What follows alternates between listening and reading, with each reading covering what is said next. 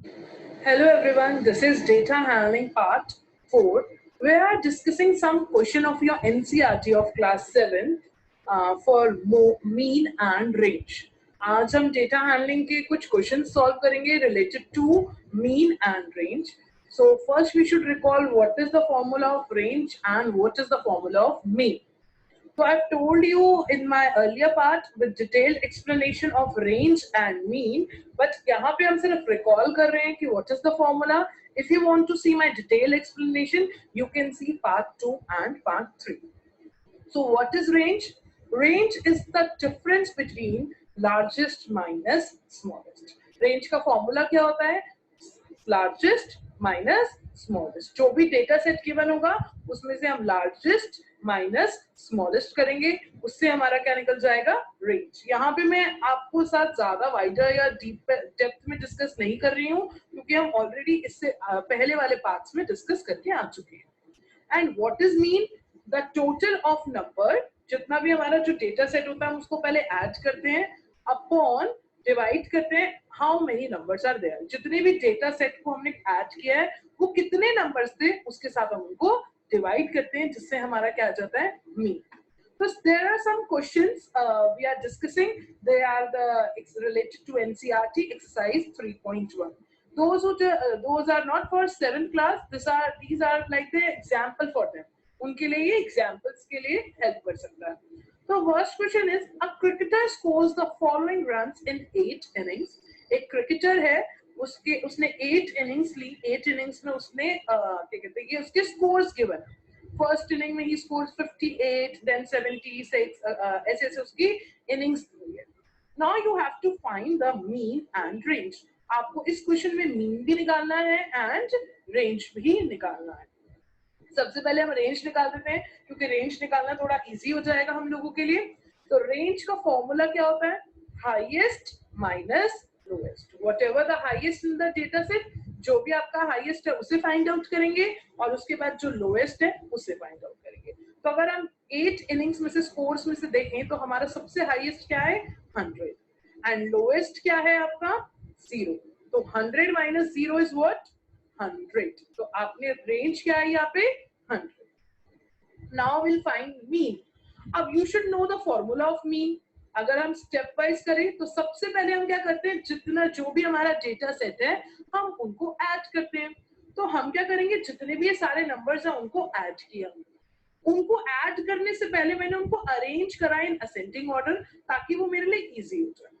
One more thing, कुछ बच्चों को लगेगा कि हम 0 ऐड कर रहे हैं तो हमें 0 को काउंट करना है या नहीं, वो हम अभी आगे देखेंगे.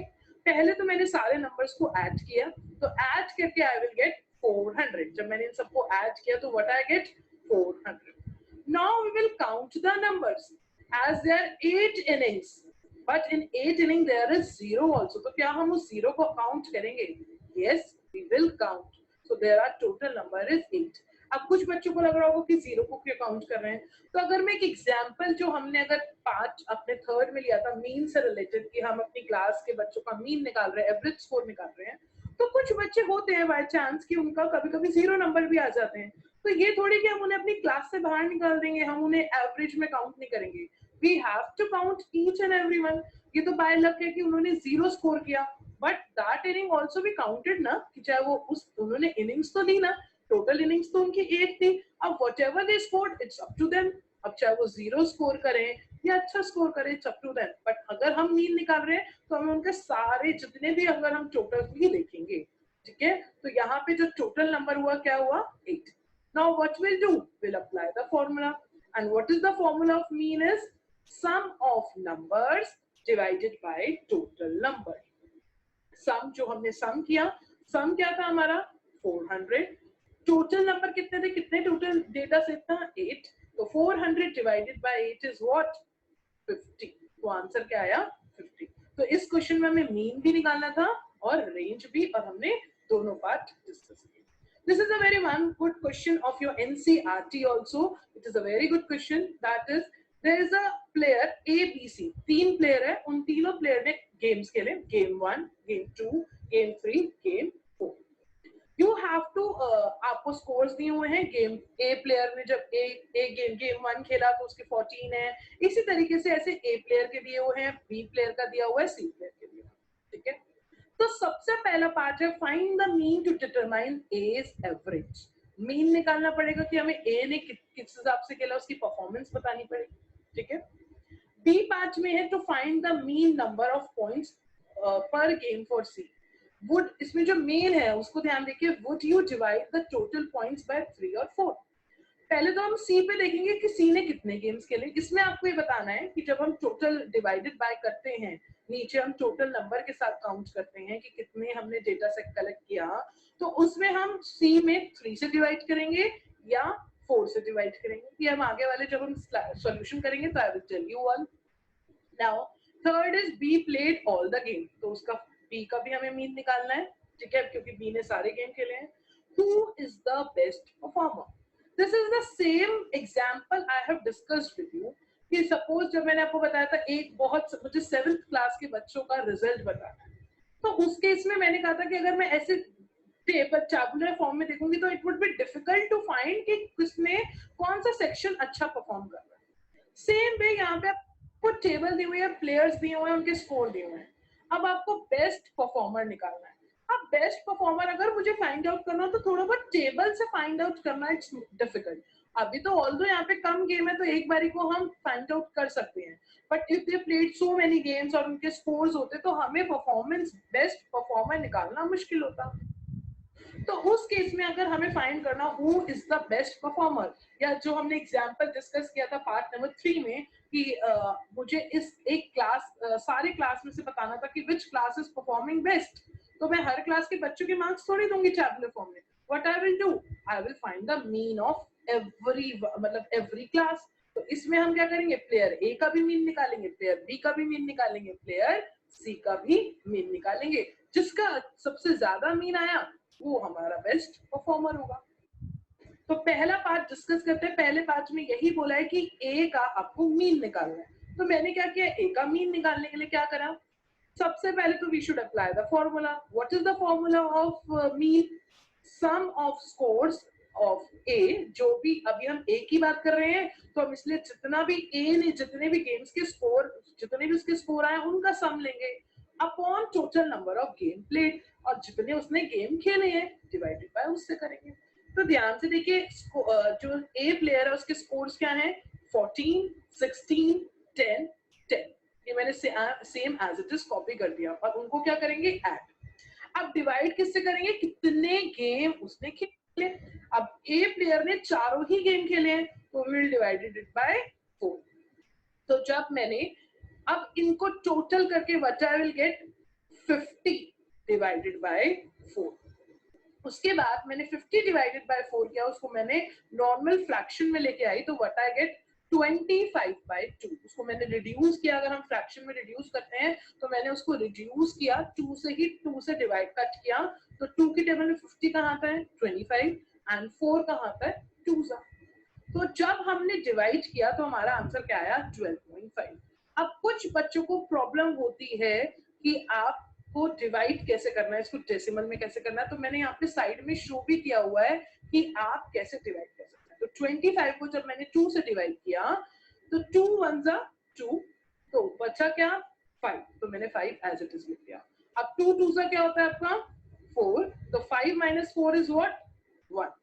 उसके बाद अब 1 तो 2 की टेबल में नहीं आता तो मैंने पॉइंट लगा के नीचे क्या ले लिया 0, तो पॉइंट लगा के 0 लिया तो 2 5 इज व्हाट 10, तो आंसर क्या आ गया 0 एंड योर आंसर इज 12.5। चाहो तो आप इसको फ्रैक्शन में भी छोड़ सकते थे, बट ये रीजन है कि हम लोग इसको डेसिमल में कर रहे हैं, जो मैं आपको एंड में बताऊंगी कि मैंने इसको डेसिमल में कन्वर्ट क्यों किया। आप चाहो तो 50 अपॉन 4 तक भी छोड़ सकते थे, आप चाहो तो 25 अपॉन 2 तक भी छोड़ सकते थे, but in this question there is some reason, that's why I have taken in decimal format. ठीक है, तो फर्स्ट पार्ट में हमें ए का मीन निकालना था, तो हमने जितना भी टोटल उसके गेम का स्कोर आया था उनको ऐड किया और उसने कितने गेम खेले उसको हमने 4 से डिवाइड कर दिया। Next is B. अब इसमें इन क्वेश्चन में ये भी पूछा गया था कि बी को हम जब हम बी का टोटल जो गेम है हम उसे जो टोटल पार्ट्स जब हम डिवाइड करेंगे तो we should divide it by 4 और 3। एज अगर हम देखें तो बी ने सारे गेम खेले हैं, उसने कोई भी एक ऐसा गेम नहीं है चाहे उसने नहीं खेला। Although in one game he scored 0 but he played, उसने गेम तो खेला, चाहे उसके 0 आए गेम फर्स्ट में, आई हैव टोल्ड यू, चाहे 0 आए, हम देखेंगे कि उसने क्या स्कोर किया, हम वो नहीं देखेंगे, हम ये देखेंगे उसने गेम खेला या नहीं। he played the game, he played all the 4 games, तो इसलिए हम उसे किससे डिवाइड करेंगे, 4 से। तो हम सबसे पहले मीन का फॉर्मूला अप्लाई करेंगे। मीन का फॉर्मूला क्या होता है, sum of scores played by B, जितने भी स्कोर उसके बी के हैं उसको ऐड करेंगे डिवाइडेड बाय उसने कितने गेम खेले। तो अगर देखें तो स्कोर क्या है, 0, 8, 6, 4 और टोटल गेम उसने कितने खेले हैं, 4। तो जब इनका टोटल करेंगे तो व्हाट आई गेट 18 और 18 को किससे डिवाइड करेंगे, 4 से। तो आंसर क्या है 18/4। बट मैंने इसको रिड्यूस्ड किया लोएस्ट फ्रैक्शन में तो क्या आया 9/2। Again I have reduced in by 2 table of 2। तो 2 की टेबल में 18 कहाँ आता है 9 एंड 4 कहाँ आता है 2। तो ये क्या हो गया 9/2। इसको भी हम डेसिमल में करेंगे। आई हैव टोल्ड यू वैसे तो आप चाहो तो इसको आप उसमें भी कर सकते थे, फ्रैक्शन में भी छोड़ सकते थे, बट अभी हम क्या कर रहे हैं रिड्यूस डेसिमल तक लेके जा रहे हैं, जो हम आगे बाद में डिस्कस करेंगे कि हम क्यों लेकर जा रहे हैं। देखिए अगर अभी भी आपको प्रॉब्लम आ रही है कि आप डेसिमल को मतलब इसको डिवाइड कैसे करते हैं, तो आई एम शोइंग यू 2 को जब मैंने 9 को अगर जब हम 2 को 9 से डिवाइड करना है तो 2 4 इज व्हाट 8। तो हमने 9 - 8 किया तो व्हाट इज आई गेट 1। तो अब पॉइंट लगा के, अब 1 तो 2 की टेबल में नहीं आता, हमने पॉइंट लगा के क्या लगाया 0। तो 2 5 इज व्हाट 10 और माइनस कर देंगे तो 0। तो answer is 4.5। Now look at for C. First they are asking कि when you will divide it by 3 or 4. This is the interesting part in this question कि आपको ये बताना है कि जब आप डिवाइड करेंगे तो आप 3 से करेंगे या 4 से करेंगे। तो आप पहले ये देखिए कि C ने कितने गेम खेले। C ने गेम 1 खेला जिसमें उसका 8 स्कोर है, C ने गेम 2 खेला जिसका 11 स्कोर है। गेम 3 में लिखा हुआ है did not play, mark my words, लिखा हुआ है डिड नॉट प्ले। अब जब उसने गेम खेला ही नहीं, उसने गेम खेला ही नहीं तो हम उसे कैसे कंसीडर कर सकते हैं। अगर उसने गेम खेला होता चाहे ही स्कोर 0 तो हम कंसीडर करते हैं, बट उसने ये गेम ही नहीं खेला तो हम इसलिए किससे डिवाइड करेंगे 3, because he played only 3 games, उसने सिर्फ 3 ही गेम खेले थे। तो अगेन सी का हम मीन निकालेंगे। सी का मीन निकाला तो हमने वही फॉर्मूला अप्लाई किया कि sum of scores upon total number of game played, उसमें टोटल कितने गेम प्लेड करे हैं। तो सबसे पहले जो उसके स्कोर्स थे उनको ऐड करेंगे, 8 + 11 + 13 और उसको डिवाइड किससे करेंगे 3 से। आई टोल्ड यू कि 3 से इसलिए कर रहे हैं क्योंकि उसने 3 ही गेम खेले। तो जब टोटल किया तो what I gate 32 divided by 3।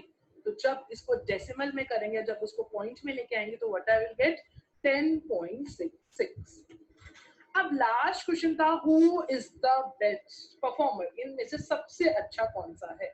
तो आई हैव टोल्ड यू कि जब हमें बेस्ट परफॉर्मर निकालना है तो हम क्या करेंगे मीन निकालेंगे। ऑल्दो अगर आप चाहो तो देखकर ऐसे भी बता सकते थे अगर हम देखें, बट जब बड़े बड़े डेटा सेट आ जाते हैं तो हमें उसमें क्या निकालना पड़ता है, मीन ही निकालना पड़ता है। तो इस क्वेश्चन में भी आपको मीन निकाल कर ही बताना पड़ेगा, आप डायरेक्टली नहीं बता सकते।